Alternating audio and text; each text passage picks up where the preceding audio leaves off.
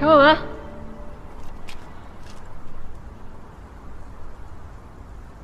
干嘛呀？站这儿干嘛呀？走下去跟我说。你别过来！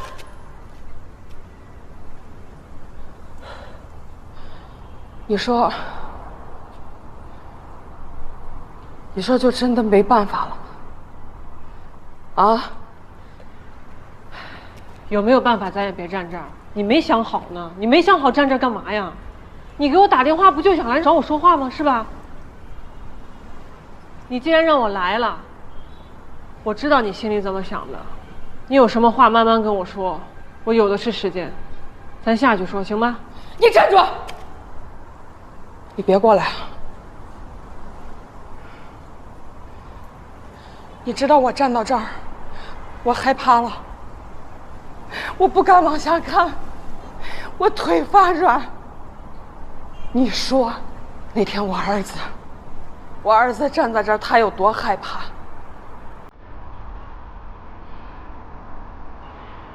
那天庭审结束，我就站在你这儿，我也害怕了。我都懂，我全理解。我当时跟自己说，杀人偿命这事儿没毛病。我现在没有做到，我没话说。但是我想跟你说，不值得。你现在一头栽下去，什么都没有了。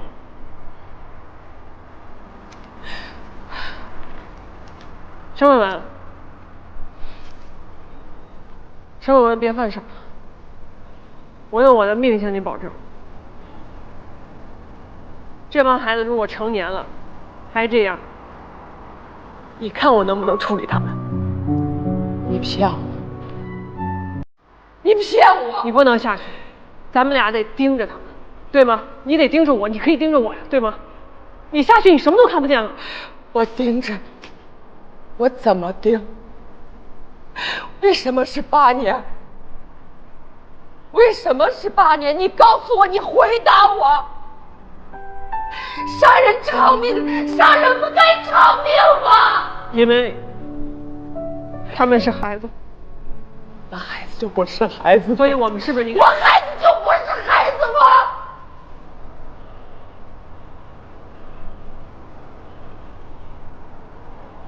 他得有多害怕？他得在这有多害怕？你知道吗？知道。你知道？你不知道？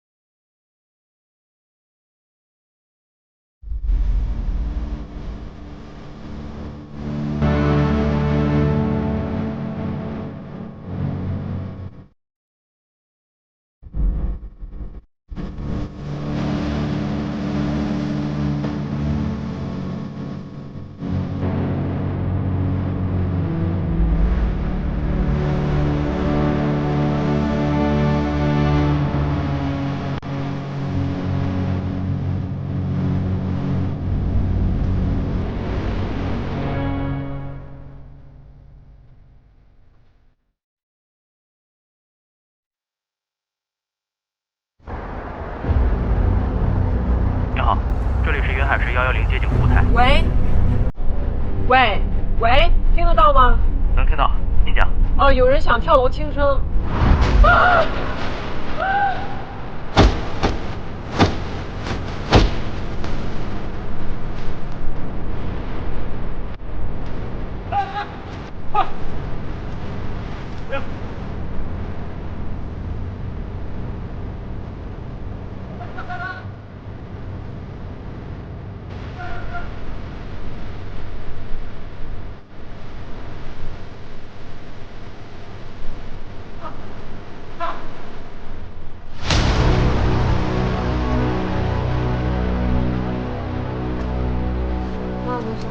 大娘子，没事没事，脑子有点晕。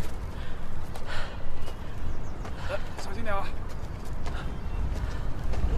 我没事，大夫。哎，全稳稳。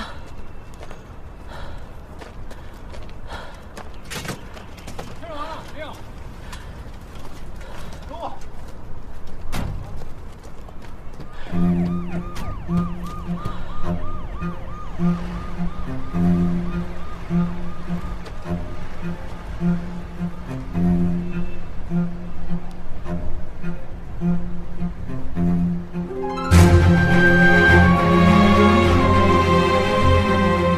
下周记得复查。好，现在。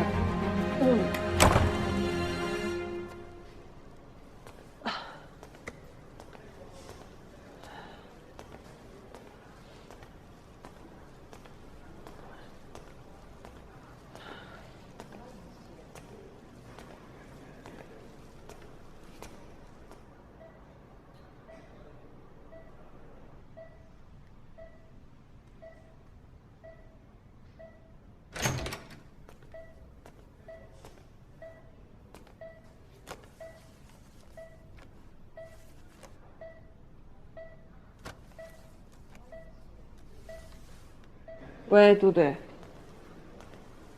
得帮我个忙了。我觉得陈慧文背后应该还有个别人。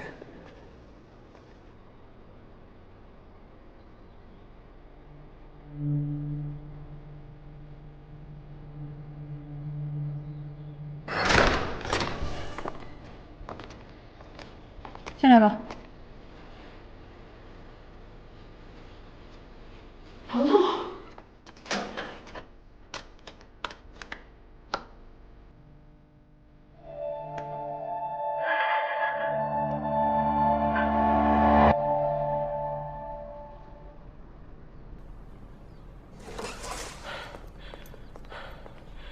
不好意思，沈班长，迟到了。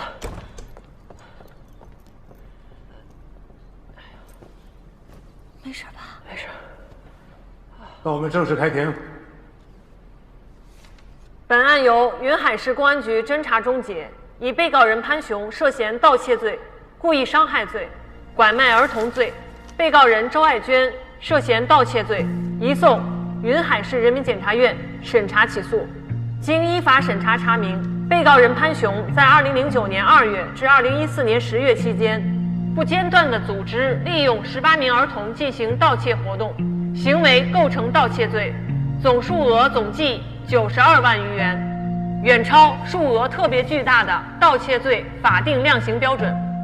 同时，在组织未成年人盗窃期间，潘雄为谋取非法利益，同时为盗窃行为掩护、善后，数次将不能或不愿意进行盗窃的儿童进行买卖。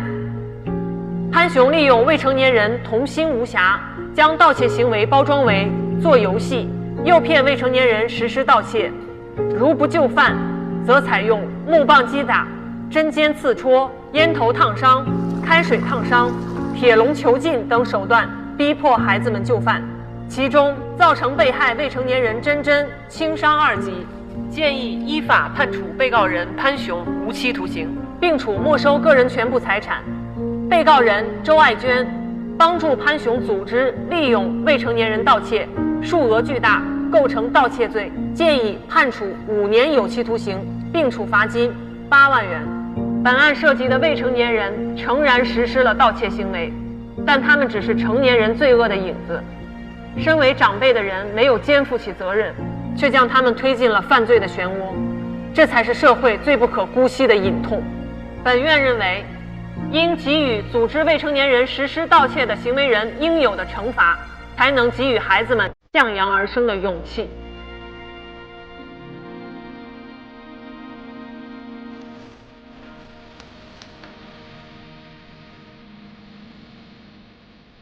阿姨，我对不起您和文轩。阿姨，我对不起您和文轩。阿姨，我对不起您和文轩。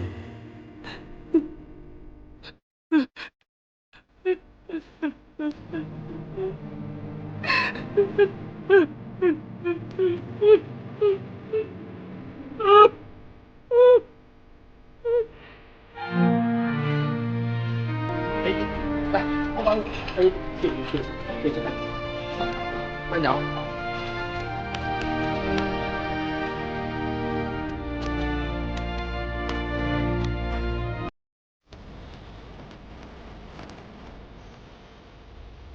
啊，你开的吗？还真能钓上来，真闲呀，这帮人。哎，明天我去最高检开会啊。那用我再准备点什么吗？不需要你准备什么，就是明天你们办公室来一个新人，你们自己对接吧。行，来吧。你不问问是谁啊？谁都行，求人不如求己。你现在不是一个人，你要带一个队伍，你要对你助手有要求。那我也得等人来了再要求。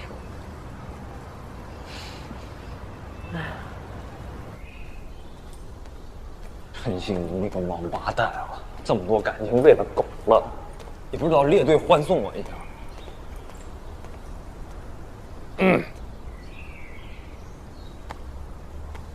小白，出去之后好好做人啊！我给你一脚，好好做人。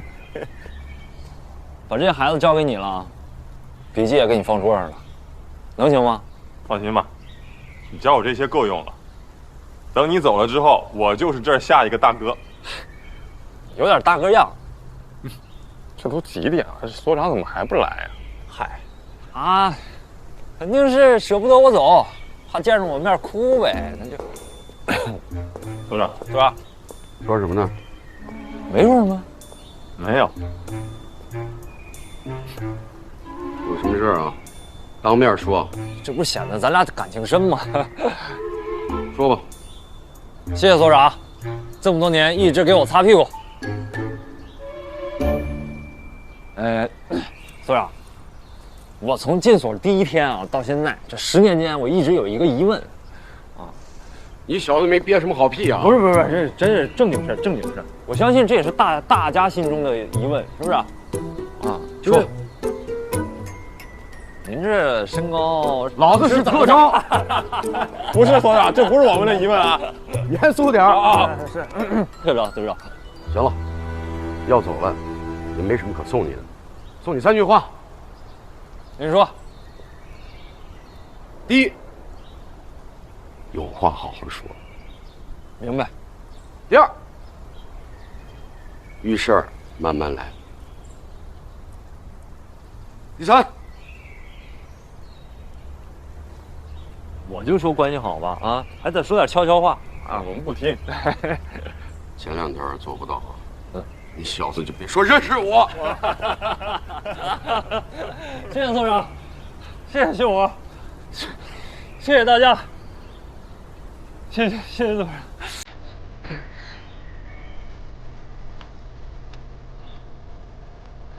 走了。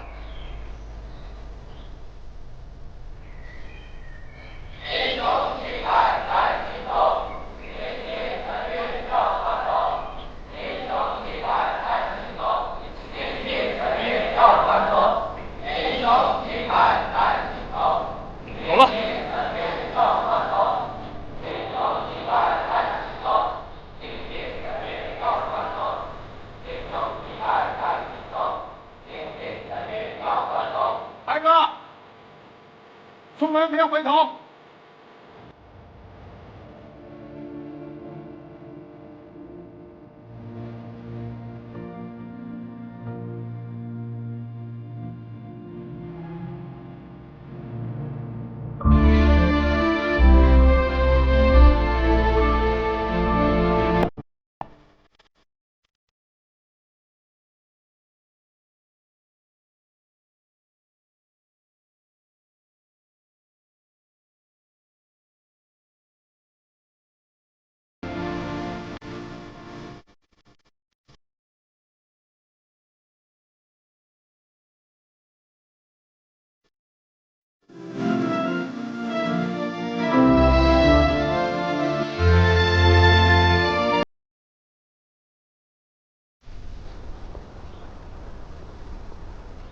我给你看一下这个新的练习复述，然后还有这个。你好，你好，你找谁？我来报道。啊，你就是今天来报道的白检察官吧？啊，欢迎你加入我们检察系统。来，大家起立，鼓掌。白检察官，欢迎欢迎！白检察官，欢迎欢迎！欢迎欢迎！哎呀，欢迎欢迎欢迎欢迎！真的是欢迎！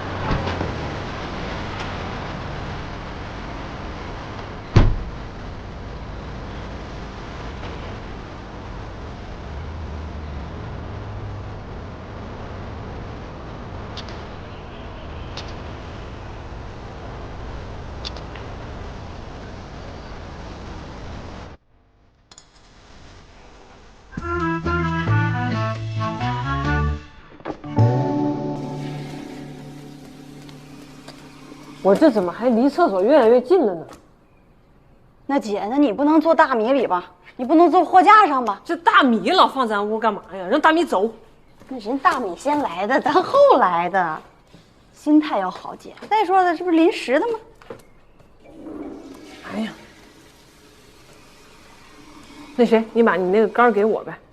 啥杆？你这香杆，你反正也闭眼闻不见，给我。给你，给你，给你。对，给我换点双管齐再扫。哎，姐，你真不知道来的那个新人是谁吧？我不知道。我可听说这个人是政检专门从全省的司法系统里面调出来的，而且他是从省级单位调到市级单位来的，而且还走了特批。你想干嘛？也不知道帅不帅。哎，是不是单身？人院里不让在院里搞对象啊。我知道呀，但我是聘任制的呀。如果他要是特别优秀的话，我可以选择主动离职。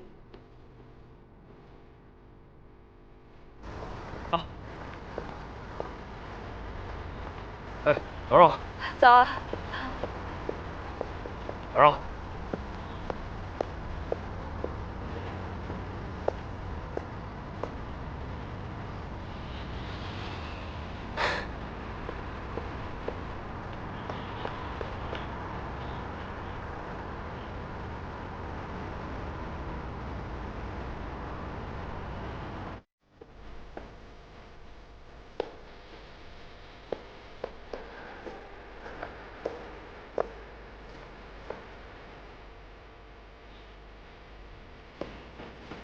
你好，早上好。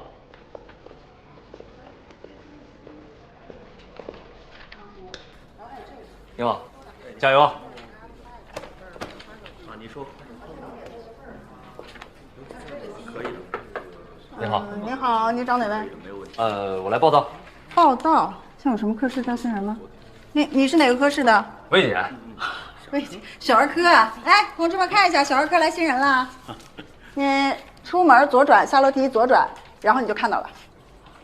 还有这个。小儿科。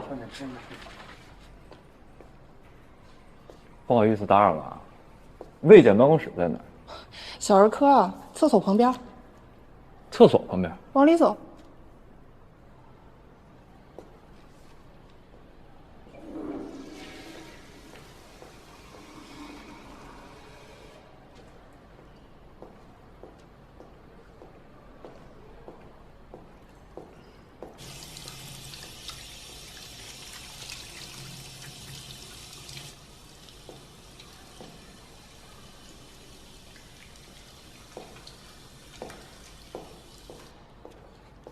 你好，桃儿姐。你们？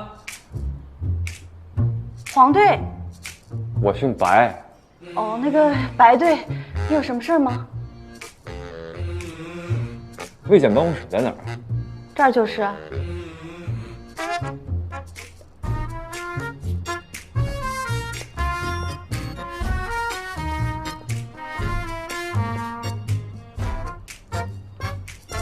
上面不写的后勤处吗？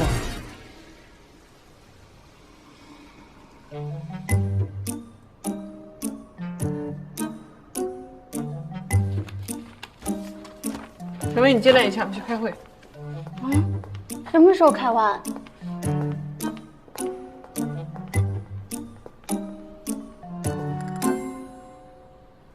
那个，白队，要不你先坐。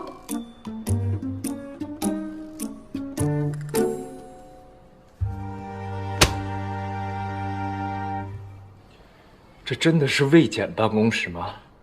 是的呀。哎，刘哥，拿米啊！哎，帮玩玩，哥们儿。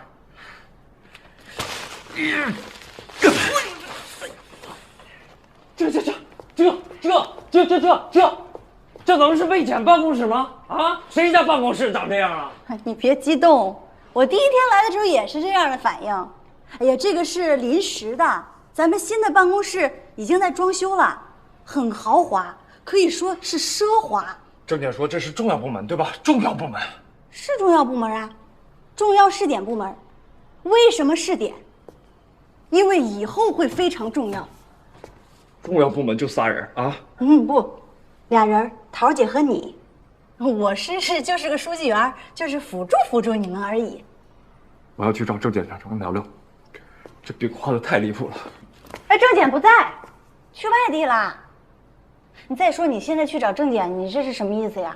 啊，郑检万里挑一把你选出来，完了之后你现在去，你是在质疑领导的眼光吗？特别不好这样。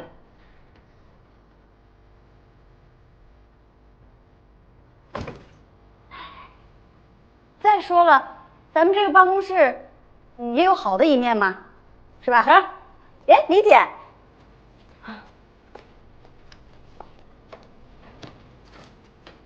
辛苦了，小侯挺帅啊。是，夸你。这是好的一面，你告诉我好的一面在哪儿啊？是我眼瞎了吗？有，真有。你看，打印个东西什么的啊，多方便。再有就是你笔啊本儿没有了，你就直接在这儿就能领了。然后上厕所也是很方便的。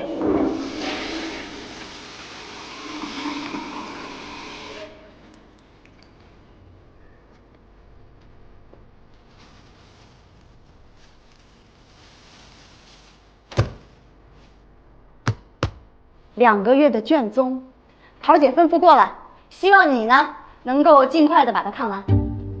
潘雄组织未成年人盗窃案已经判决了，在这个案子里呢，有一名帮助犯，就是陆生和陆明的父亲陆广福。这个陆广福呢，已经承认了他把孩子租给犯罪团伙这件事情，现在已经被判处了有期徒刑1年。陆广福的这个行为严重侵害了被监护人的合法权益。考虑到等他出狱之后，他这个小儿子陆明实际上是没有成年的，如果继续跟着陆广福一起生活的话，会对他将来的成长非常不利。所以卫检办拟建议民政部门起诉撤销陆广福的监护资格。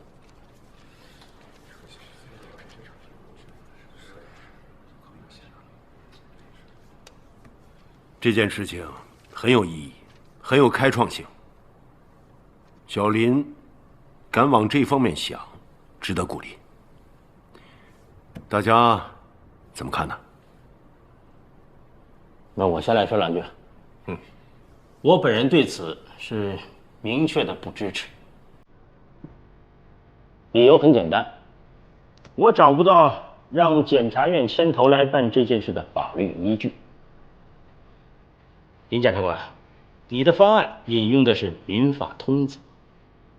我的方案是建议民政部门提起诉讼，检察院作为司法机关支持起诉。根据民法通则18条，监护人不履行监护职责的，或者是侵害被监护人合法权益的，应当承担责任。人民法院可以根据有关人员或者是有关单位的申请，撤销监护人的资格。第18条是什么时候写进民法通则的？1986年。28年。这28年里有过剥夺监护权的先例吗？没有。1986年的法律到现在都没有实践过，你现在想要启用，你知道这对全国司法系统的影响有多大？我不知道，法律有依据，现实有需求。我不知道为什么要拘泥于司法惯例，拘泥于有没有人做过这件事情。陆广福的妻子朱重叶罹患精神病，不具备监护能力。如果撤销了监护资格，这孩子谁来管？由民政部门负责监护。你倒是会给民政部门派活啊！到时候我们发了建议，民政部门的同志为难，会有什么样的影响啊？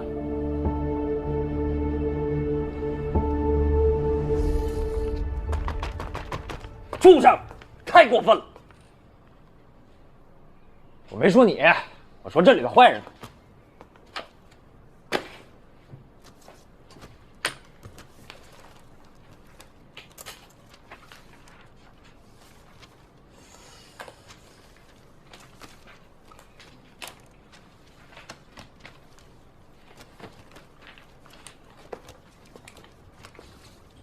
干嘛去？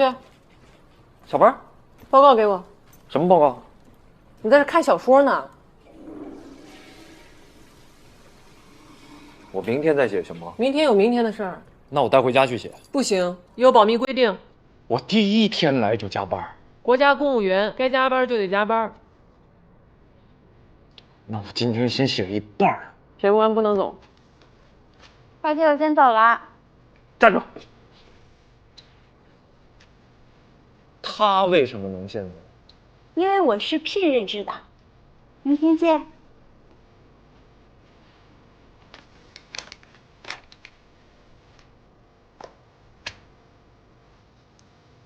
早写完早走。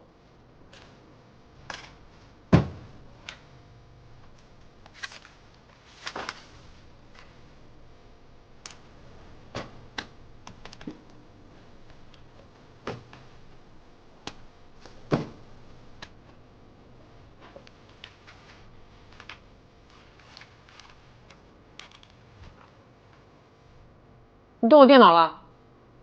谁动你电脑了？我自己电脑还没整明白呢，我动你电脑了？你跟谁嗷嗷的呢？你不嗷嗷，我能跟你嗷嗷吗？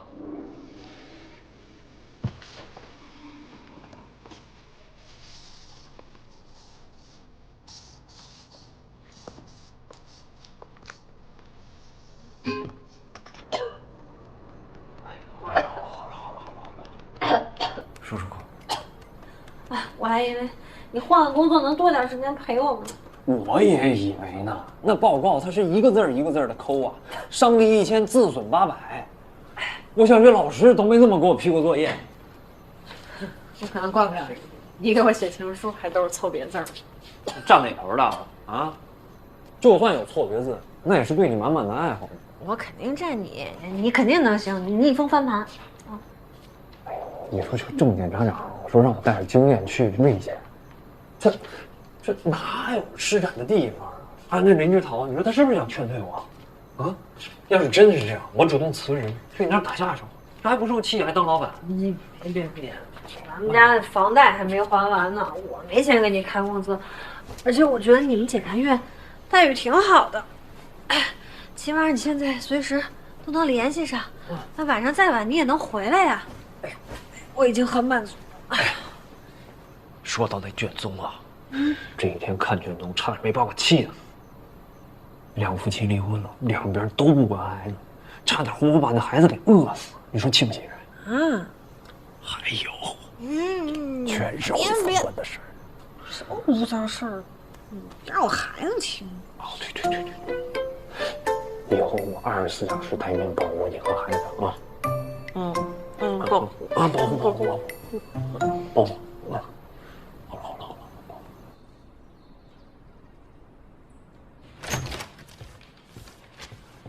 好，站着。好。来，坐吧。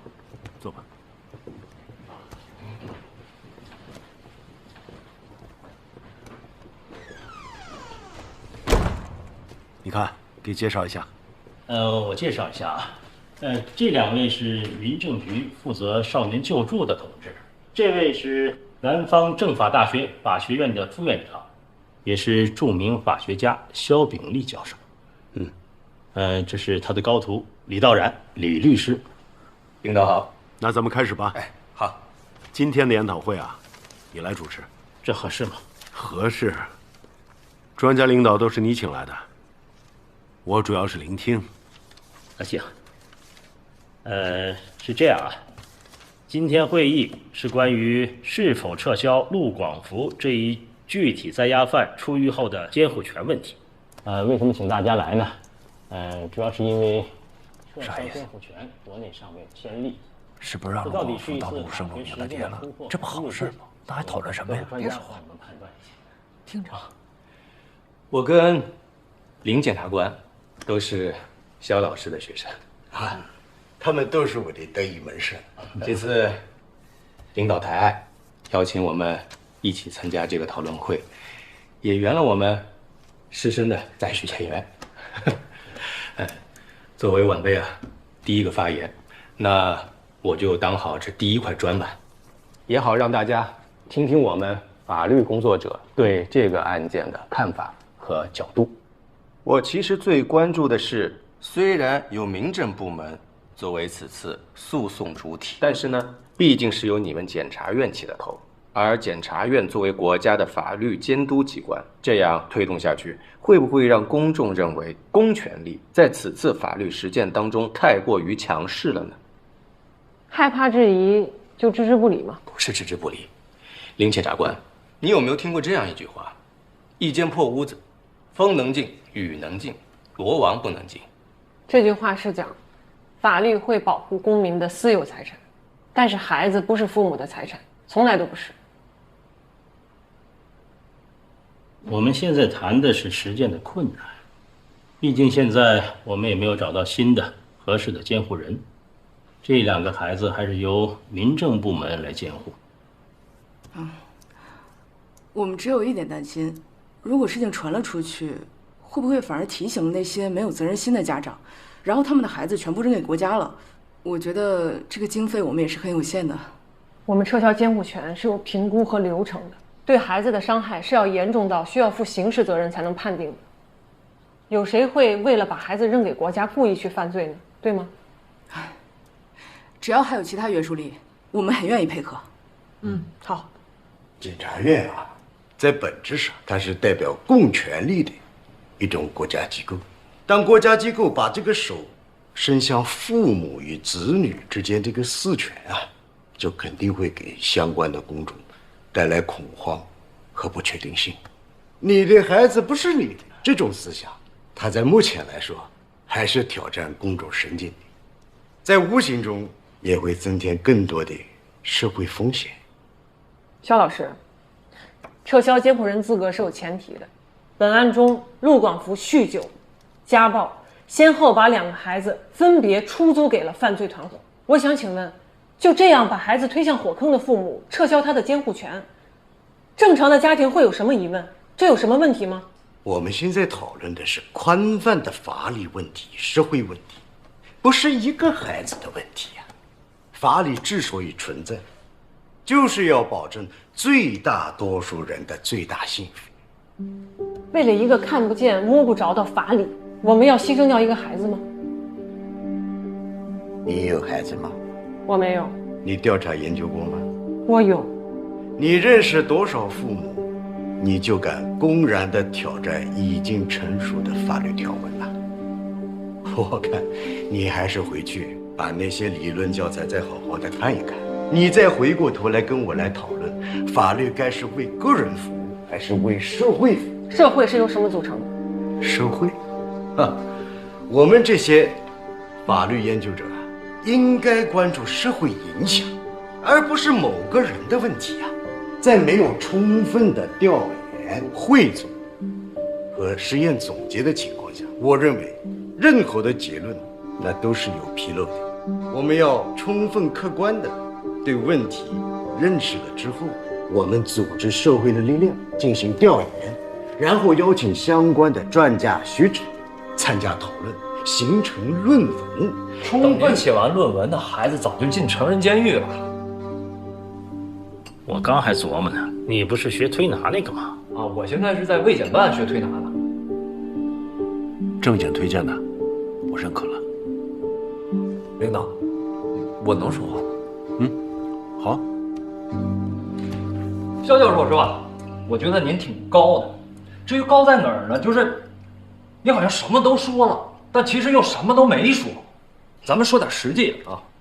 我在卫管所工作的时候，遇到一个孩子特别难搞，导师跟他说：“你要乐观，要积极面对人生啊。”他说：“连我爸都不管我，他就爱他小三小四生的儿子，你让我怎么无私，怎么守规矩，怎么积极面对人生呢？”然后导师又说了：“你不能这么怨天尤人，你要自己去面对，解决难处。”他说：“能解决的那叫难处，可是他的难处是爹生妈养，生下来就带的难处。做父母的有权利选择要不要孩子，可是孩子没有权利选择父母啊！他们生下来的时候，没人跟他们说，这两个人适不适合做你的父母。您刚刚说，是一个孩子的问题，不是社会问题。但是我告诉你，卫管所里的那些孩子，普遍的面临的都是同一个问题。你说的那些孩子，是已经犯罪的孩子。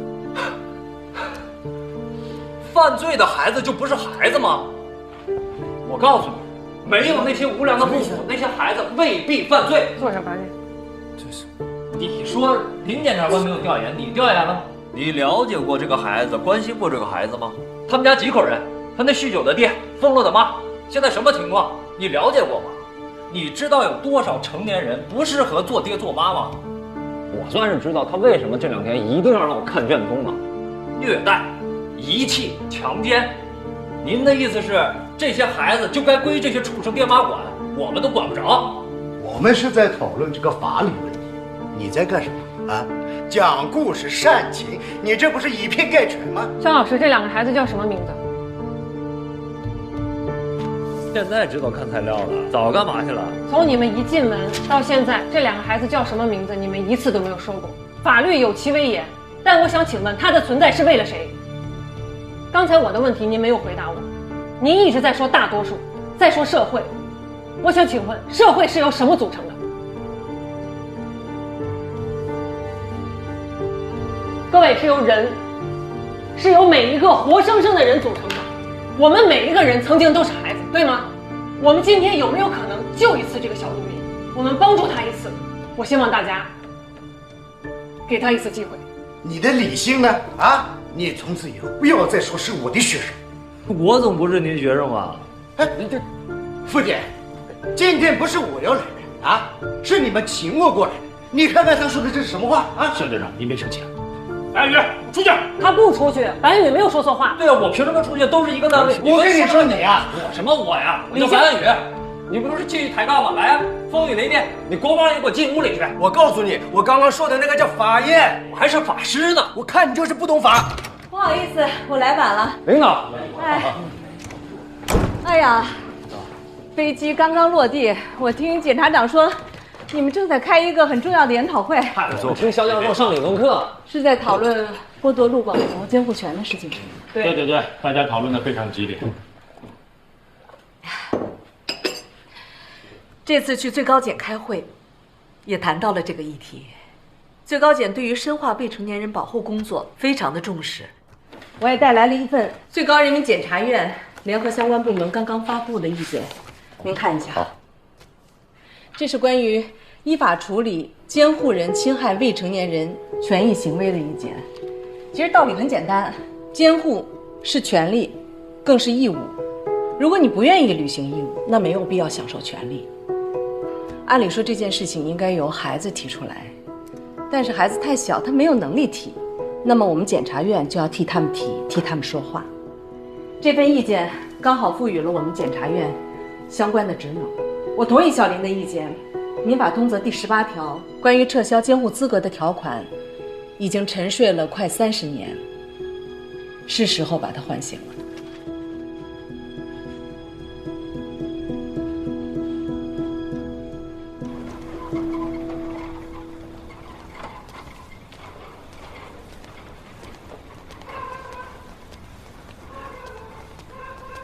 要不我自己上去吧？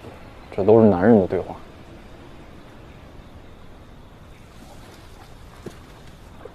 那行吗？行。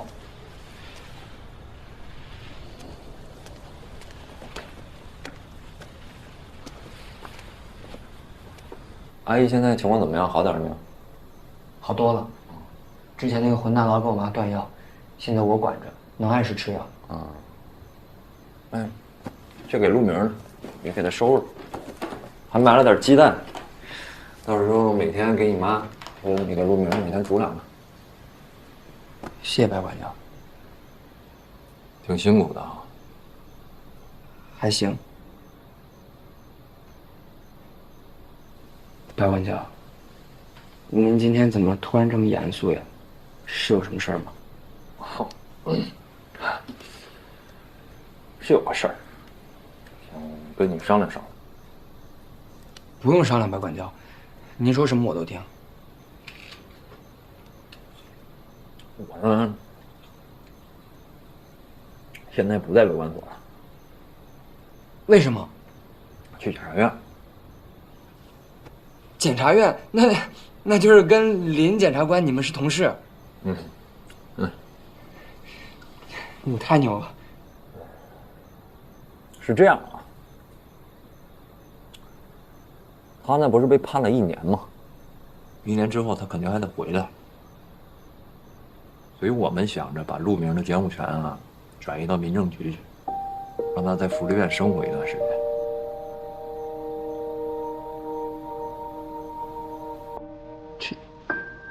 意思就是，我们这一家才刚团聚，就还得分开。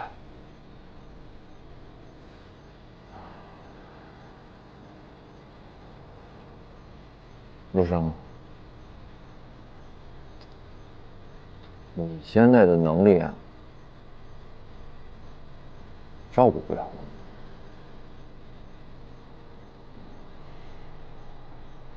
你们一定会团聚的。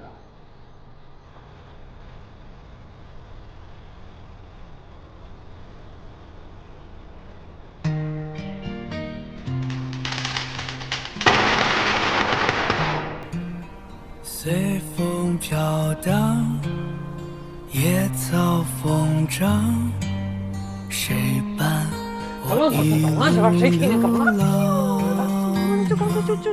孩子本该飞翔，却被遮上翅膀，剩我又将我遗忘。能不能给我一副船桨？我想看对岸的童年什么样。能不能点亮未来灯塔的光，来抵挡时间的风浪？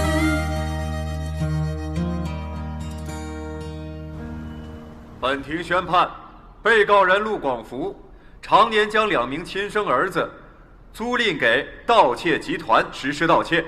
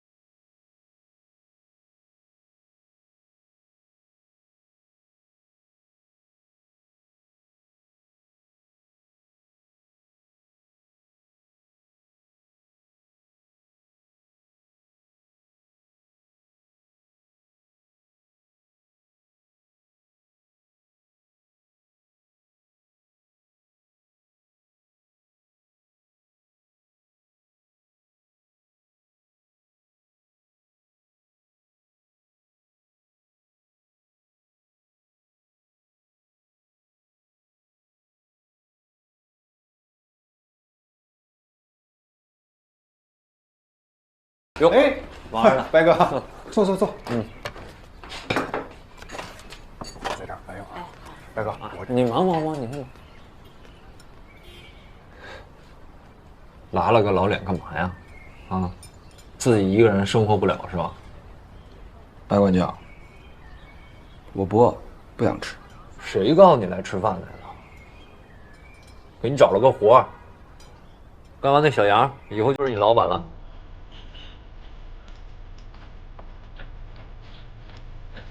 白管家，之前的事都给你科普完了，人家都了解过了，放心吧，特别靠谱。马上满18了，等年纪到了，就把阿姨和陆明都接回来，就1年，能等吗？那能等。王老，人给你带来了啊。叫人啊！老板，叫老板，叫我杨哥就行。有经验吗？有。我们这儿是这样，早上10点开始，晚上11点结束，1周休1天。你行吗？行，挺好。快去给杨老板露一手。走吧。拜拜，马场。我干去。哎，出脚吧。以后叫白哥。哎，去吧。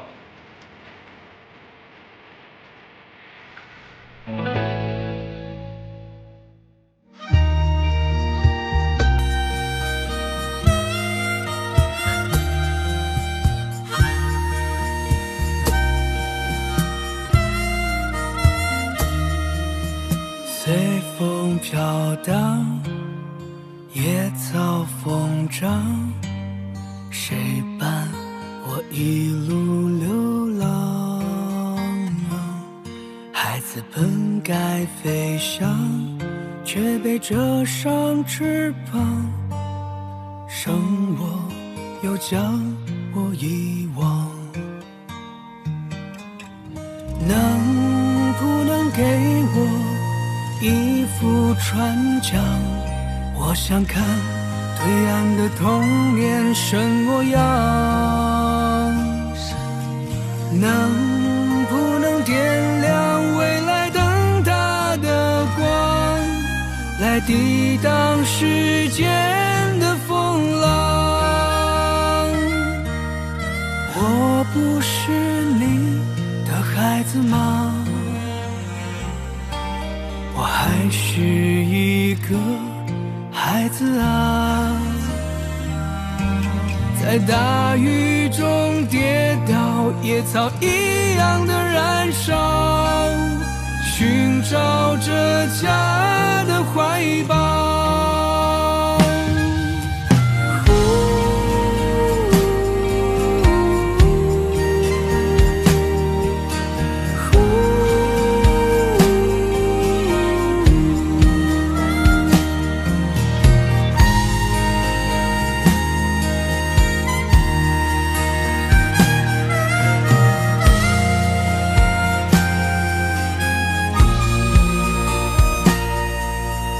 深埋在泥土里的种子，穿过黑暗终会遇到光。在流浪中奔跑，被遗忘的渺小，也会得到真心的拥抱。我不是你的孩子吗？我还是一个孩子啊，在大雨中跌倒，野草一样的燃烧，寻找着家的怀抱。我也会笑得灿烂，我也会慢慢长高，我也会生出新的翅膀，飞向温暖的前方。